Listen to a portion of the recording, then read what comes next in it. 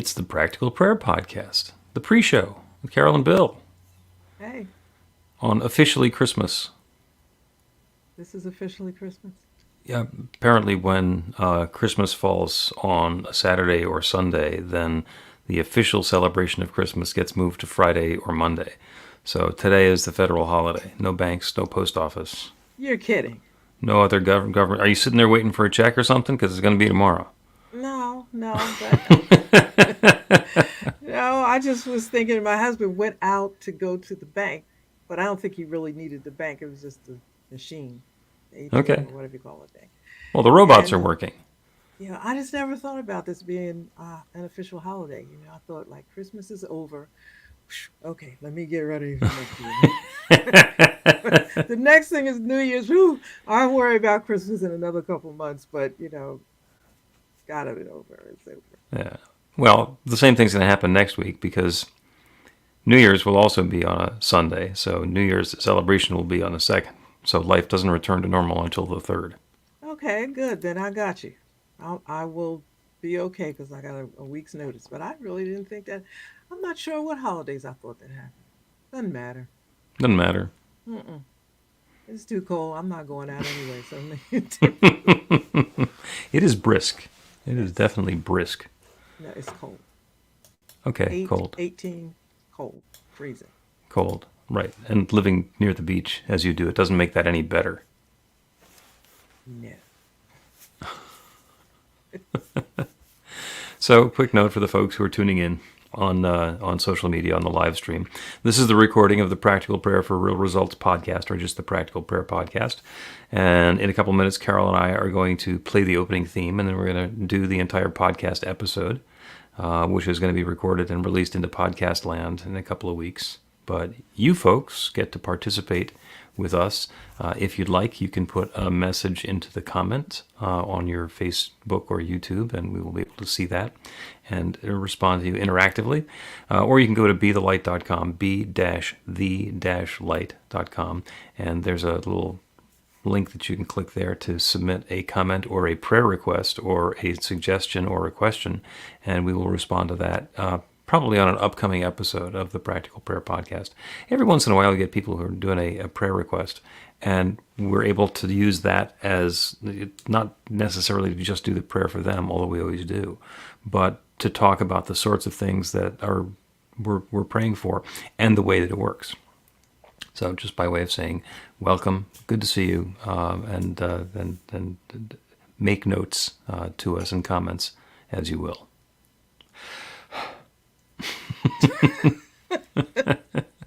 Okay, so b-the-light.com, right? Yes, And indeed. you said last week you're supposed to say BE, so we know that it's not just a B, it's a BE Yeah, dash be the light is B-E, BE. as in B, as opposed to B-E-E, which is a bumblebee, or just B, which is how people who don't want to bother spelling stuff out would spell it. And neither of which will get you there. So it's like BE. Right. And we tried to get it without the hyphens, Hmm. Be the light, but there was actually a company called Bethel Lighting, and they owned it. Had nothing to do with Wow. being the light. Wow. Fun So, side story. yeah. Good Christmas? It's good Christmas. Good to get the group together. Had some fun. The big thing for me was I have a dog who we have talked about from time to time, and my daughter has had a dog for longer than I've had mine, and the other daughter just got a dog, and so we got to get together with all three dogs on Saturday. That was the first time they'd all three been together for an extended period of time. And how'd that work out? Well, I would quote one of my favorite sages who uses the phrase, "It's a lot." Oh, wow. We had I think the group got together around 4 o'clock. So the first dog got dropped off around 10:30 in the morning. Mhm. So we had the dogs chewing on each other for 5.5 hours before the rest of the group showed up. And so there was still a bunch of sniffing and some chewing.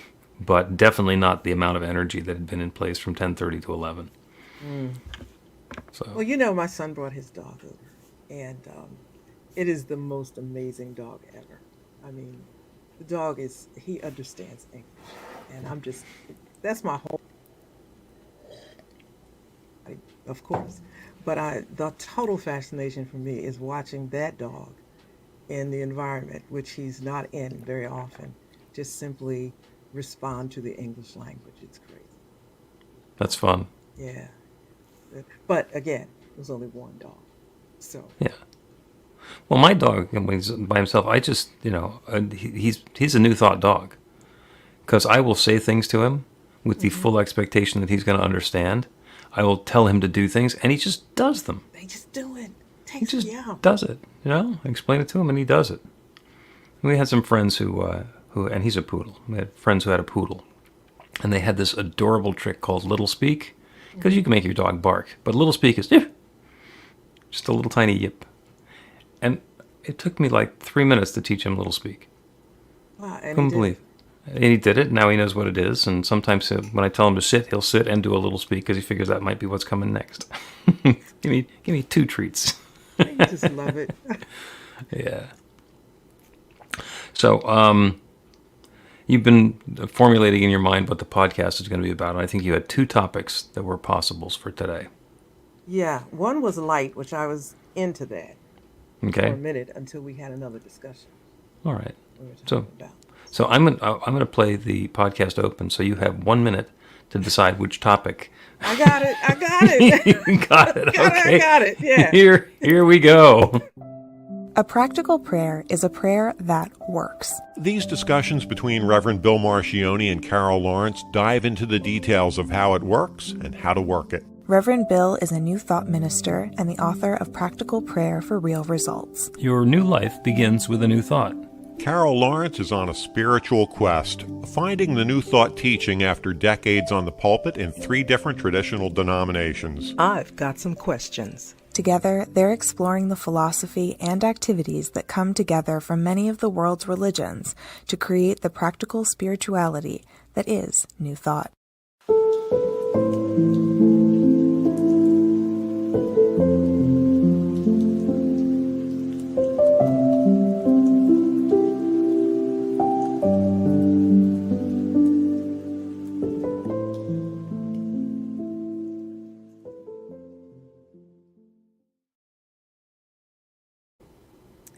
Welcome to the Practical Prayer Podcast. I'm Carol. You're with Reverend Dr. Bill Marchiony, and we got a conversation.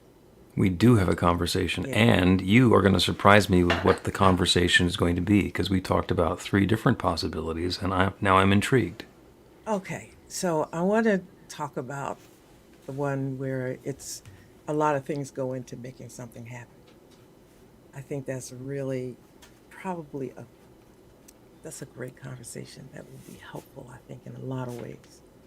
Okay. So, what sparked it? You want me to tell what sparked it? Sure. Okay, so we Explain yourself.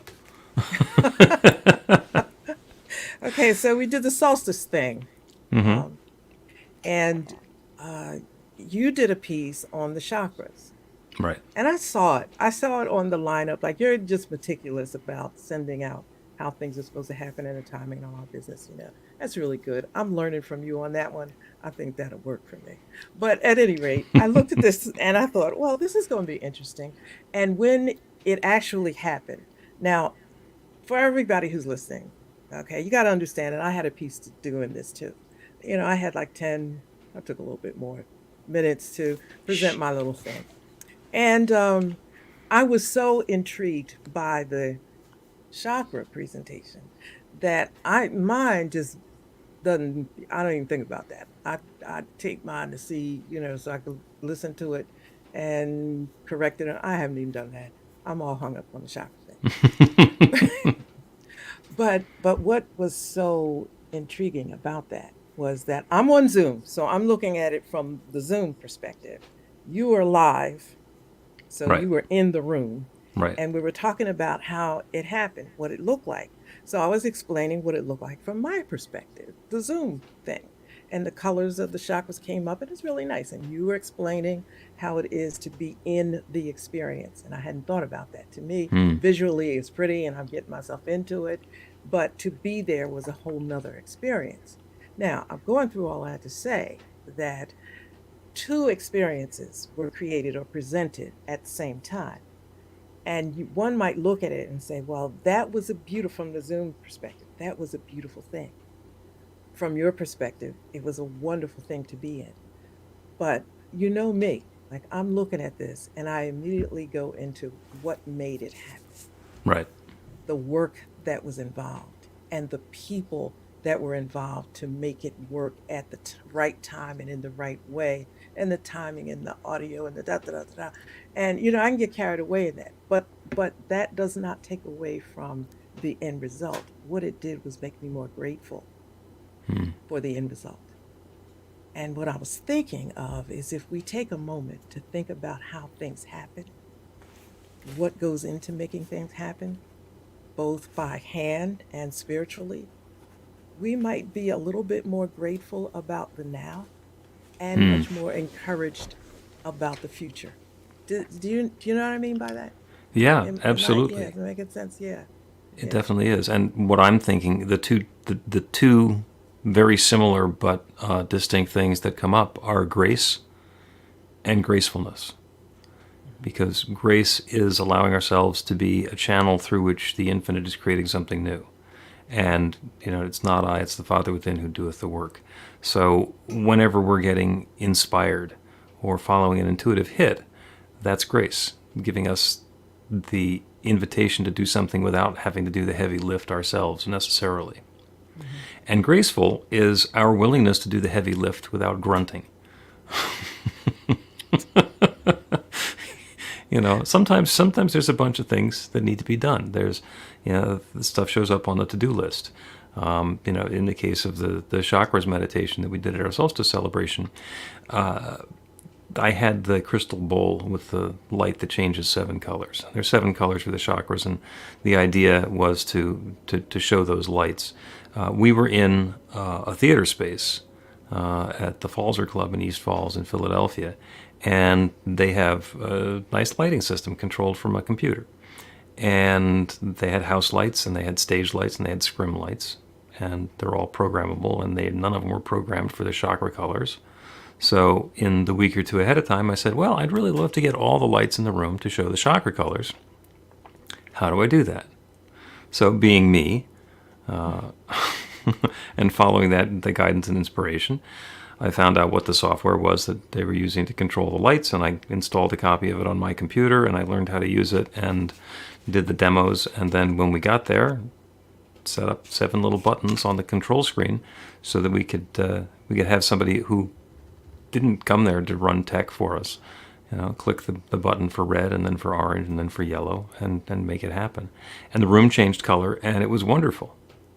It was a very powerful experience because each of the chakras has a corresponding color. It has a location in our body. It has a purpose, a meaning, an energy, an intent, a mantra. And so we got to tell the story a little bit. And then we got the room to change to the color of the chakra while we did the mantra at the tone for the chakra. So it let us layer all of those things on top of one another. So back to the grace and graceful. Grace was the inspiration to want to do that, and that's probably a decade old now, because we do something about the chakras almost every year at the winter solstice. And to have the pieces available to know how that's all going to go together. A lot of times I'll get somebody who's a yoga instructor or an Ayurvedic healer who is really up on chakras to share about that. And this year I did it myself because we've done that piece often enough that when the volunteer wasn't appearing, it's like, okay, I can do that. And the grace was that I had the resource available to be able to do it. And graceful was doing the detail work after that inspiration came along to make sure that we were prepared by the time we got the sun to set on the solstice. That's a lot, right? But Of course it's a lot. I don't think we've made it through an episode where you haven't told me something I said was a lot. So yeah, okay. Yes, okay, and thank so you. But I take things painfully slow, because I want to make sure you don't miss an opportunity to absorb something that will bless your life. And so you talked about grace and gracefulness. But one of the things that you did say, and inspiration. And I think that's so important because in this probably forever, people look at other people and say, "Oh, well, they're gifted or they're specifically gifted to do this and they can do it better than I could ever do it." And you know what? We're all gifted in different ways. So there's Hmm. much truth to that. But it is having the understanding that we bring all of those gifts together and it turns out or it equals something truly amazing. But it's having the belief that what I bring to the table is worth something and really important to the end result. And not just that I do it, but that everybody else that brings their piece to the table is amazingly important. And I'm so grateful for that. Whenever I do something that turns out right, it's very difficult for me to feel like, whoa, this was really cool. Look what I did. Because I'm just so completely mindful of everything that everybody else brings. Hmm.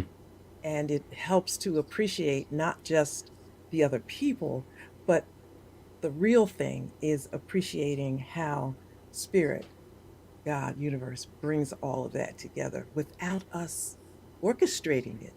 We Hmm. kind of put the idea together in our head, but that which we don't have control over, spirit makes it happen. And that's what I was looking at with the chakra presentation. It just had so many moving parts, and people, each person doing their part, down to the lighting that was there before you got there. And you know how to do it, but somebody put it there. Somebody Right. had the idea and put it all together. To me, that's amazing. Yeah. And it makes me feel like, whoa, you know what? I can do anything, or we could do anything if we just like think about it and get it together and watch the component parts come together. Yeah. But And that's a lot. That takes a lot to do that. it does. It absolutely does. And there's a piece that is notably not just missing, but has to be absent in order for the grace and the graceful to work. And that, unfortunately, is control. Because when we decided to do all of this, yeah, I've got a lot of technical chops, so I know how to do everything that needed to be done. But I was going to be busy talking, so I'm going to be on the platform. I can't be back, running the soundboard or changing the lights or doing the video or hosting the Zoom and the rest of that. So we farmed that out to a bunch of different people, and I realized that I wanted to have a technical person helping. And I'd really rather not try and task one of the people who's in the congregation with doing that because it's a little overwhelming, and it also takes them out of the ability to be in the celebration. Hmm. So our first choice person was the guy who used to do tech for us, and he was busy doing another thing. And then there's somebody else who's starting to do tech for us, but he'd been booked to do another thing, and he said that he would have somebody else get a hold of us, who never did. So now we're over 3. And then the fourth person was our regular digital media coordinator, who was going to be there anyway, and said, "I would love to do that. It's a little bit out of my wheelhouse. I'd be happy to do that." And the celebration was on Wednesday, and on Monday on Monday night she called me and said, "Yeah, it just came down with COVID." So I was 0 for 4. And the control freak part of me would have started gripping on and gone white knuckled, trying to strangle something to the ground. And instead, I opened up to new possibilities. I said, "I don't know how this is going to work. God knows how this is going to work, but let's see what happens." And when we got together, there were a bunch of people, and I said, "Hey, can I ask you to volunteer to help by pointing the Zoom camera where it belongs?" He said, "Sure." Somebody else, I said, "Can you click the button for the lighting cues?" And she said, "Sure." And everybody said sure, and it worked. It just It worked. worked. It And worked beautifully. It worked beautifully. and I was already, that was my 5th plan. I mean, if I was trying to be in control, I would have gone nuts after the second one fell through. It's about You're talking about the journey ahead, which requires faith and belief and Hmm. trust, all of Yep. those very, very, very important things, as well as those who were looking at it from where I was looking at it. I had no idea any of that was happening. Hmm. I just knew that the colors appeared at the right time. It was a beautiful experience, but I could not help but think of what was involved in making that beautiful experience, which for me makes me so really grateful for everything that happened because this was really, really nice. And actually, it wasn't all that long, so I'm making a big deal out of what was a very big deal to me. Yeah. But how long was it? Wasn't even 15 minutes. Oh, yeah. Yeah, probably even S- a little less than that, including a silent meditation for a while. Yeah, and so much of grace and gracefulness and talent and energy went into that 15 amazing minutes. So Wonderful. I just Well, I just thought about applying that to other things in our lives that we see now and to come. So when we get yeah, discouraged, it is so many moving parts that we had no control over that came from somewhere else and it worked. that is the way the creative process works. If we get ourselves bogged down in the details of how this is going to go together, that you got to tuck slot A into tab B, and this is the bolt that you're going to use, and trying to create life like a piece of IKEA furniture where you got to get all the pieces to fit together, we miss the point. What we Hmm. want to do instead is understand the tone and flavor and texture and timbre of the experience that we want to have, and then allow grace and gracefulness to inspire us as to how this is going to come about, and then what our steps are, and then Yeah. to take them without complaining or grunting. It's like, okay, this is mine to do. Let me get busy. I'll do that, and then I'll see what shows up next. And if it's not one of the first four people I thought I was going to be, it'll be the fifth and the sixth. That takes a that takes a bit though, to trust the process, which is not the best way to say it, but it is a way that some people can understand it. There's a way that things happen, and we're not always aware of what's going on behind the scenes spiritually. You know, not just in Yes, a physical, tangible way, but spiritually. Just trust that it's going to happen the way it's supposed to, and it'll all be really better right. than you could And have imagined. that's right. And along the way, we get to have our controlling fingers, they're clenched controlling figures that are grabbing onto the rudder to just like be pulled off. So, in defense of the controlling thinkers, here's one of the things that I had to really learn from that. It doesn't mean that what I might have planned wouldn't have worked. Like your number one choice, two, three, four, any one of them would have worked. Yeah. But if you let go and relax and enjoy the ride, so to speak, and even Hmm. be fascinated by the process itself, it works. Did it work better than it would have if you had had it your way? Who really cares? Who It knows? worked I don't have beautifully, any idea. and so I'm going to go back and it's on YouTube and look at it again and marvel at what happened. I'm not going to think one time about what would have happened if you got the first, second, third, fourth person in line to get it done. I only know what happened, Okay. which was marvelous. There you go. And yes, it is on the New Thought Philadelphia YouTube channel, and it will probably live there in perpetuity. Let us take a break, and when we continue, we will discuss the effort that would be required in getting a garden to blossom. Okay. Learn to put practical prayer to work in your life. The steps are simple to learn and let you begin to get real results to create the life of your dreams immediately.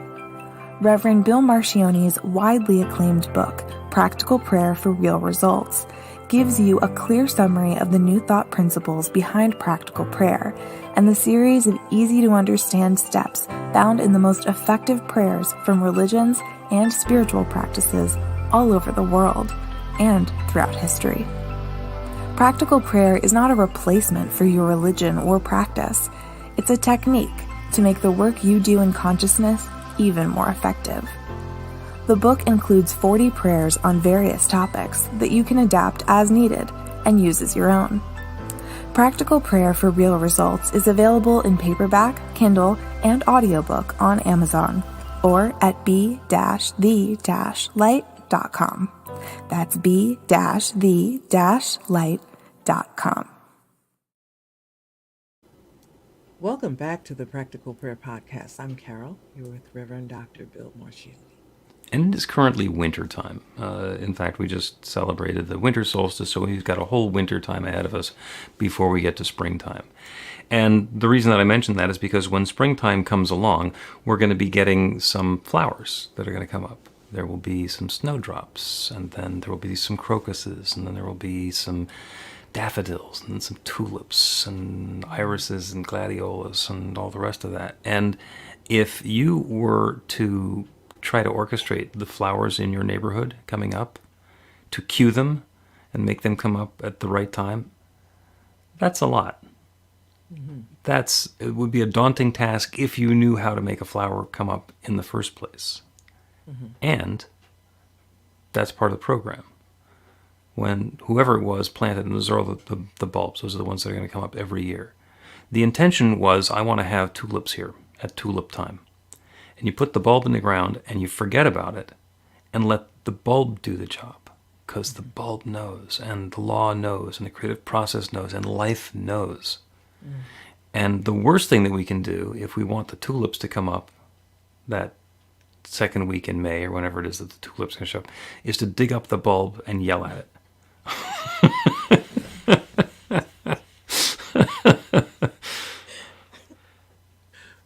Dig it up and yell at it, right? Well, how else could we influence it after it's planted? Yeah. This has nothing to do with us anymore. This is the intention. We've done our part, and now we get to get out of the way. Do you have any idea how difficult that is? Oh, yeah. All this stuff that we're talking about, this whole New Thought teaching is simple but not easy.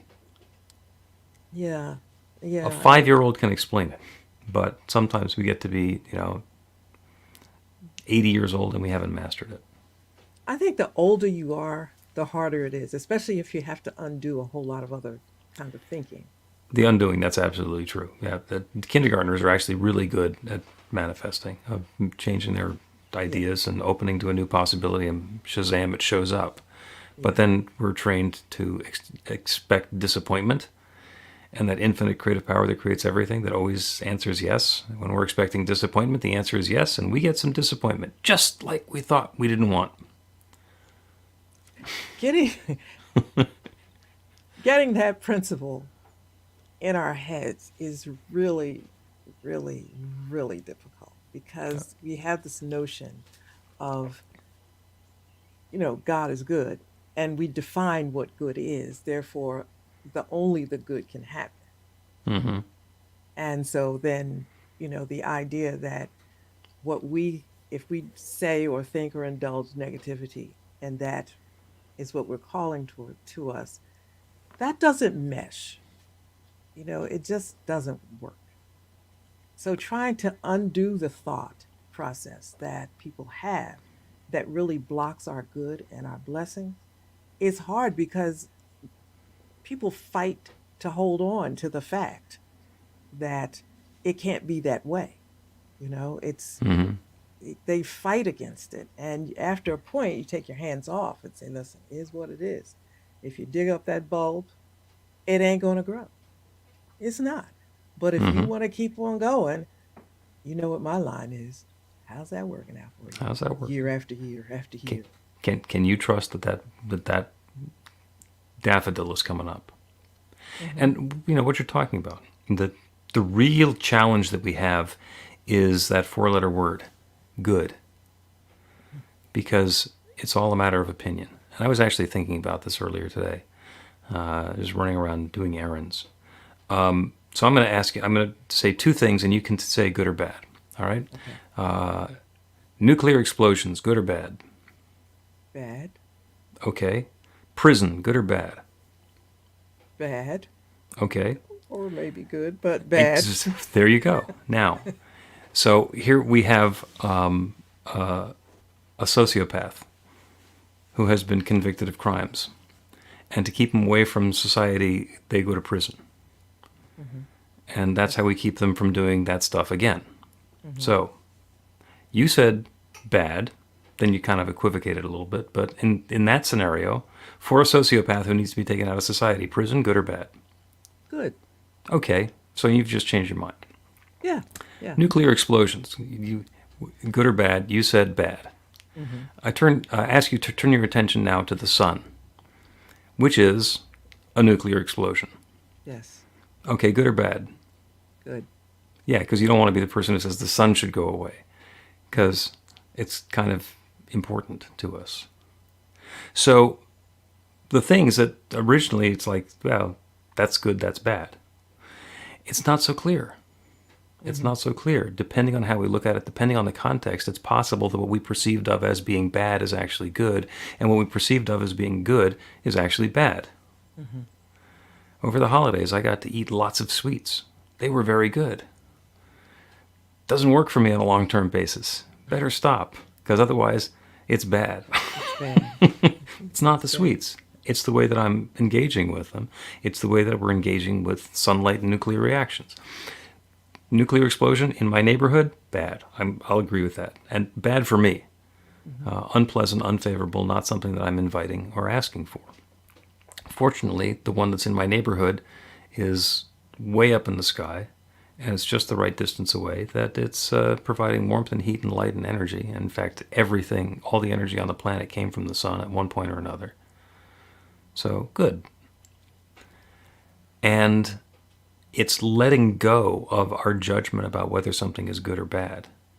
Especially we have a group of people and we all agree that something's bad or good. You know, then we can rally and rail against it and say, oh, this horrible thing. Well, it's all God. It's all good. There's got to be something in there. But to do that means that we have to, my thing is like slow down for a minute, just be still and think through the things or the options and the good and the bad, the different. It's just a lot of dynamics. And to stop and think through some of those and see which one applies to me right now is where the magic happens. But it's not easy to do that, and it is work. It's work, but it's worth it. It's Oh, more, yeah. again, if you're older, okay, you got to undo all the old stuff. Mm-hmm. And it is what it is. It just is what it is. And to the desire, to me, it's like, well, where do I want to come out on this? This is where I want to come out. Okay, so this is what I got to do to get there. It's real simple to me. This is what I got to do to get there. It might cause me a little bit more of a hustle on this side than it does on this side. But listen, I want to get to where I want to go.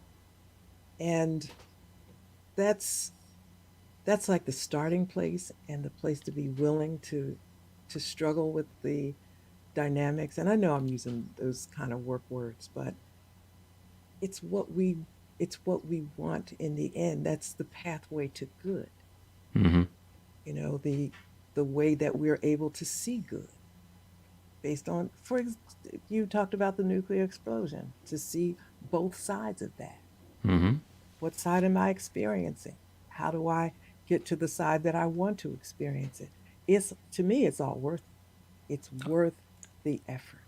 Absolutely. And sometimes when we are considering a topic and we knee-jerk label it good or bad, let's label it preferential or not preferential. And then we can work the questions on it. So gang violence and drive-by shootings.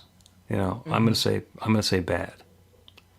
Yeah. So are you happy with the experience of life we're having now that includes gang violence and drive-by shootings? No, I'm not. And the second question is, what do you want to have instead? Oh, well, what I want to have instead is peaceful streets and harmonious interactions among the people who live in the neighborhoods that have previously been having violence. Okay, that's great. What needs to change in order for that to happen? Because thinking is just, oh, well, let's go in and lock them all up. First of all, it doesn't work. And second of all, it doesn't address the underlying problem. What is causing that gang violence? What is causing these drive-by shootings? What is causing this difficulty up until now? And then look at that with love and compassion. Because we're not going to fix something that's broken. We're going to create a situation and a circumstance under which we can all live harmoniously. Because the people who are involved in gang violence and drive-by shootings, they're at the end of a very long path that has led to the point where that seems like a good option. Okay. Well, then we ask, what can I do? What's mine to do? And there might be a heavy lift there. There might be some grace and some gracefulness. The grace of indicating what it is that is ours to do, and the other is just like to pick up the tools and do the work. Yeah, and to pick up the tools and do the work. Okay, so you have, the work is clear. Let's just pretend in a way that the Okay. work is clear. And I'll tell you, I've been around a little bit and even lived in those neighborhoods where that was what happened. And the work is, let's just say this. Let's consider collective consciousness. So you are really asking for a change in the collective consciousness of a group, a neighborhood, a community. Try to explain that. So you change one mind at a time. That's what they used to say, one mind at a time. Okay, I go with that. But listen, you're going to change one mind at a time, you're not going to see a change for 1 billion years. So it's a real heavy lift, not so much in what meets the mindset, but it's convincing people that it is possible, that it's an alternative way to look at things, and it's a possibility of success. That's the heavy lifting. Absolutely. Yeah. Absolutely, that is true. And there's the old saying that all boats rise with the same tide. So you can go and try and lift up each boat manually, which is a lot of work, or set about what can we do to bring in the tide, so that the tide changes, so that suddenly this becomes the sort of neighborhood where we just don't do that anymore, because the way that we live is this way. In which case, the conversations that happen with the leaders, whether they're the elected leaders or the actual leaders in the community, are hugely meaningful. So there are ways to do it. Am I going to solve that problem now? No. I came here to do a podcast. all I do is talk. Oh, a little bit more than that. Okay, let's give the podcast a little bit more, hope than that. At least sometimes the best you can do is have the conversation, which plants the seed of thought, and perhaps then, things will go in a different direction in time. But I think it's having the belief, faith, encouragement, and all of that to at least have the podcast and say, this is what we're going to talk about, although that's not what we said. But I trust that Spirit directed it in the direction it needed to go. Right. We never talk about what we said we were going to talk about. We try, don't we? No, 80-something episodes in. Why should we start now? Well, no, we do try. We try. I try. You definitely try. I don't know what you're doing on your end. No, I'm probably just undermining you. Let's take another break and then do a prayer on grace and gracefulness and new possibilities. To finally be releasing the Practical Prayer for Real Results on Demand class. It's been years in the making. Well, okay, it's been years in the procrastinating and months in the making, but it is finally live, and it's launched just in time for Cyber Monday, which means that it's on sale. The price is normally $69.95, and basically it's half price for Cyber Monday. What I really want to do is get this work out to people because it is transformational. It's 18 modules and 5 different lessons to help you deepen into your understanding of the techniques of practical prayer and learn how to bring something new and wonderful into life. It is great for beginners. It's also wonderful for people who have been doing this for an awfully long time, including practitioners who understand the language of spiritual mind treatment, but could use the new language of New Thought so that instead of a spiritual mind treatment to manifest a demonstration, we can do a practical prayer to get a result. The information is all online at bethelight.com, and I encourage you to go ahead and take the class yourself or get a gift coupon so that you can give it to somebody else for the holidays. It is a wonderful opportunity. I'm so grateful to be able to share it with you. Another quick mention that the procrastination continues and the sale is still on. Even if the holidays are largely in the rearview mirror. Okay, so am I supposed to welcome people back after that? Well, yeah, take a deep breath and say, welcome back to the Practical Prayer Podcast. There you go. Welcome back to the Practical Prayer Podcast. I'm Carol, here with Reverend Dr. Bill Marchiony. And we're going to do a prayer. We're going to do a prayer because we've been talking about grace and gracefulness and new possibilities. And those are all different sides of the same coin. So, grace is the infinite creative power that creates everything, and the way that it is able to create something new and spectacular in ways that go completely beyond our understanding. And gracefulness is our ability to do that which is ours without making it look like it's a lot of work. To be graceful, to be smooth, to be participants in that creative process. And the new possibilities are what's unfolding. And it actually starts with the new possibility. So for each person who's listening now, whatever that new possibility is that you're yearning for in your life, go ahead and bring it to mind. Because the universe always says yes. That one infinite creative power that creates everything always says yes. So we get to start with an idea of that wonderful new experience, that new possibility that we'd like to bring into life. What is the tone and the flavor and the texture? Let go of the how. Let go of how these pieces are fitting together, how it all works. Just once it's here, once we have it, how does it feel? How does it look? How does it taste? How is it dressed? What are we doing as we're engaging with that new possibility? To allow ourselves to realize that whatever it is that we are seeking as a new possibility is in fact a possibility. And then we open ourselves to that infinite creative power. We invite in the grace.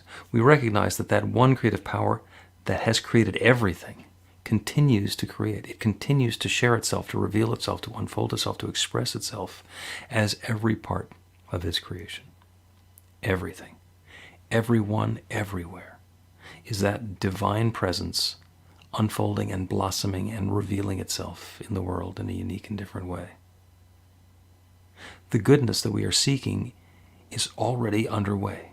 The goodness that we are seeking is already unfolding. And as that infinite creative power that has created everything channels forth this new goodness that we are opening to, because each of us is a participant in that creative power. Each of us is a divine consciousness, a divine expression of that one consciousness. We're able to set the conscious intention for this newness. Let go of anything that up until now has not been serving us, that has been getting in the way of that goodness. And as we open up to the newness, two things are happening. That infinite creative power is creating that newness with us and for us and through us. And it is also guiding us as to what is our next step to take. We get to take that step with grace and joy, owning our participation in the process, doing that which we are called to do, letting go of whatever it is that's no longer serving us, and moving towards that wonderful, joyous, happy, divine, uplifting goal that we started with. The new possibilities are at hand, and they're already unfolding. Created not by our hands, but by that infinite creative power that creates everything, with whatever participation and support from our hands is indicated. The good is unfolding now, and I'm so grateful for it. I'm grateful for the good. I'm grateful for these new possibilities blossoming. I'm grateful for the way that each one is owning their portion and letting go of that which is not theirs to allow this newness to come into being. And so with gratitude for all of this good, I speak this word and I release it into that creative law that creates everything. And I know without any question whatsoever, it is now creating this. And so I let it be. And so it is. The Practical Prayer Podcast with Reverend Bill Marchiony and Carol Lawrence is a production of BeTheLight.com, be-the-light.com. where you can find more information about practical prayer for real results. Our theme is by Music of Wisdom. You can learn about the spiritual community of New Thought Philadelphia with daily guided meditations, Weekly celebrations of spirit and Reverend Bill's classes in practical spirituality at newthoughtphilly.org.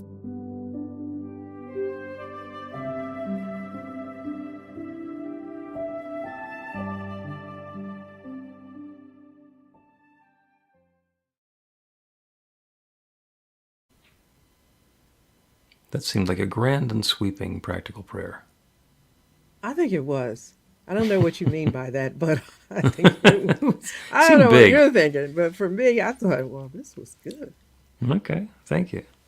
This, by the way, is the post show. The podcast recording is now done. If somebody has a question or a comment that you'd like to put into your chat, we'll be able to address it now, or you can make those same comments at the website at BeTheLight.com. So, you said a couple of times that we don't talk about what we say we're going to talk about. And Well, okay, we're so like I'm trying to confess something here. So hear my confession, right? okay. That used to make me nuts. It really did because, I'm a teacher. I start here. I know where I'm going. And it doesn't matter whether we go up here, around here. Doesn't matter. I can hang, but I'm going to get you here. Right? That's me. This podcast will start here. It'll go over there. Over there. And I can't get back to the end, and I'm thinking, wait a minute. Is this me being a control freak? Oh no, but this is the teacher in me. I just would get so you know what I mean? Just Oh, so, absolutely. and I said, okay, this is all right. This is not all right because the people listening should be able to hear, come away with a finish, right? They're coming away somewhere else. And I said, you know what? I'm just going to go with it because apparently if I really believe in spirit and direction and all of that flow business, I'm just going to flow. And apparently, folks are going to flow and get where they need to go. And I ain't hustling this no more. There you go. And if we had set this podcast up as lessons, then we probably would have started with an outline, and then we would have had numbered episodes, and then it would have been 18 episodes and done because we didn't have any more topics. And this is instead completely organic. You come up with a topic once a week. We don't even revisit whether that's a topic that we've covered or touched on before because it doesn't matter. And then we talk. And I'm sure this far into it, I've repeated some stories a few times. And again, it doesn't matter. And it's an organic lived experience. I Now, have learned from that.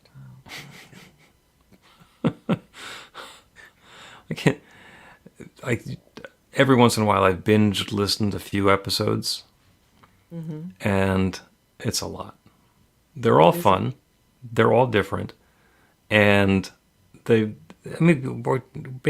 talking about the same thing every week, just from a different perspective. Because there's one creative power that creates everything, that created each of us, and we're using that power. And we're just talking about how we're using it, how the power works, and the rest of it is nuance and technique. Because, surrender has a lot to do with it. Openness has a lot to do with it. Awareness has a lot to do with it. And then, we can talk about all the other little experiential ways that we're engaging with that infinite creative power. It's very simple, but it's not easy. And we get to talk about the not easy part by addressing the individual complexities that come to mind. Yeah. Well, all that is true. I just didn't know that in the beginning. So Oh, I'm I hope I didn't taking keep off. you up at night. Yeah. Yeah. Aside from, I'm thinking, what the heck did I do wrong? This is not, there's, the continuity is all kaflooey, right? I would get off camera and walk down the hall and I'm like sliding on the wall. I did, this is, and I'm What just, happened?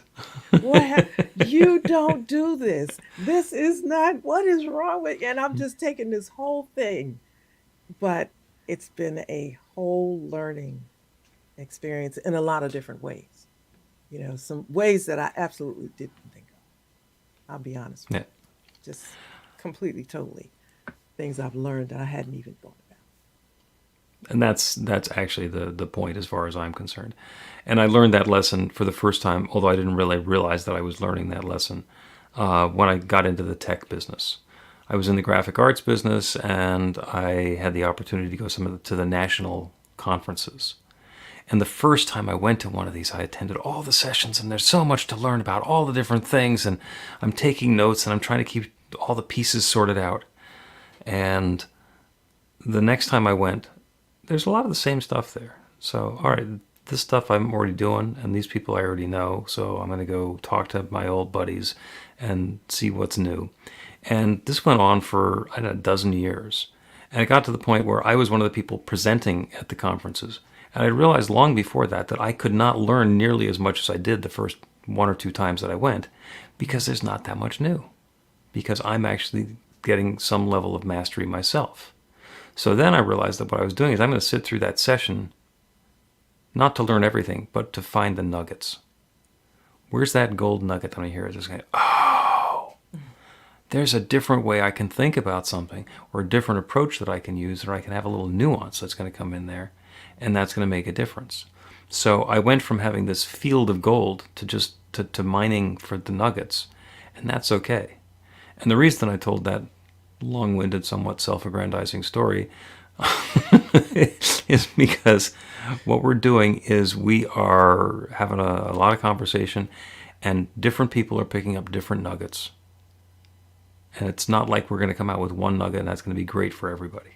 But at some point, somebody in one of these episodes hears something in a way that resonates with them. We might have said the same thing 15 times already, and they've heard it 15 times already, but didn't get it. And then they do. And that's where the gift is. 100%. I agree. So why didn't you tell me this from the beginning? So my control freak Carol didn't go kaflooey. Like, what are you doing? You just let this thing go completely around the world. Oh, well, probably because I didn't realize it was an issue. Sorry. Would you like a more formal apology? I'll send you a note. No, it's not. It's me. It's no apology. It's like it's just really great. It really is. Because there's nothing like free flowing, right? But it's not really freestyle. I use the term freestyle. It's not freestyling. It's trusting. Trusting the process that the spirit takes. And like the daffodils and the tulips and all that you talked about. So Yeah. that's It'll my work. confession I won't say Okay. for the week because I don't do a lot of whole egg confession stuff, but that one was Okay. one. Well, it's Monday, so you got time. Bubbling over. Okay. I'm going to click the button. We're going to close the show. Thanks again See for ya. being here. Bye.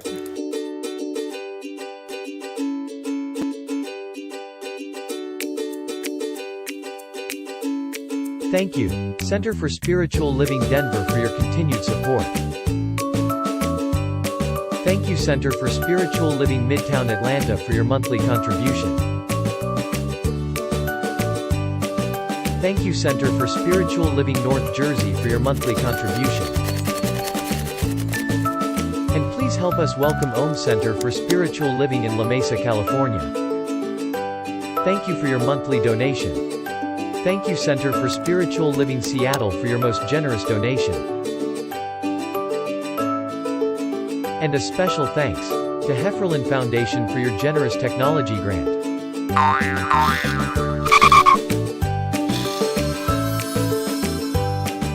And Suze Ajit, thank you for your very generous donation. And a super special thank you to Dr. Tracy Brown, RSCP. Thanks for being a super donor. And a big shout out to all our committed donors.